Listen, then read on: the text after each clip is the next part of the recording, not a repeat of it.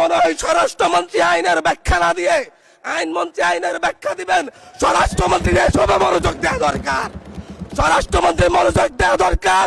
সারা দেশে কোথায় কোথায় সন্ত্রাসীরা রয়েছে সেই সকল সন্ত্রাসীদের তালিকা করে তাদেরকে বিচারের ব্যবস্থা করা দরকার।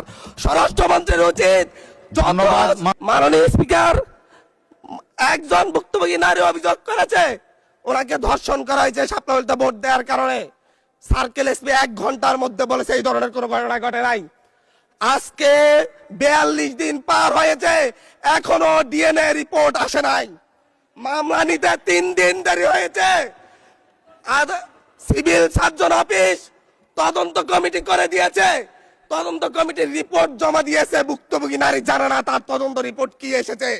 এই ভয়াবহ পরিবেশ তৈরি কারা করছে? আমার মনে হয় স্বরাষ্ট্রমন্ত্রী আইনের ব্যাখ্যা না দিয়ে আইনমন্ত্রী আইনের ব্যাখ্যা দিবেন। স্বরাষ্ট্রমন্ত্রীর এসবে মনোযোগ দেওয়া দরকার। স্বরাষ্ট্রমন্ত্রীর মনোযোগ দেওয়া দরকার। সারা দেশে কোথায় কোথায় সন্ত্রাসীরা রয়েছে সেই সকল সন্ত্রাসীদের তালিকা করে তাদেরকে বিচারের ব্যবস্থা করা দরকার। স্বরাষ্ট্রমন্ত্রীর উচিত ধন্যবাদ মাননীয় সদস্য। নেতা কর্মীরা হত্যার শিকার হয়েছে তাদের বিচারের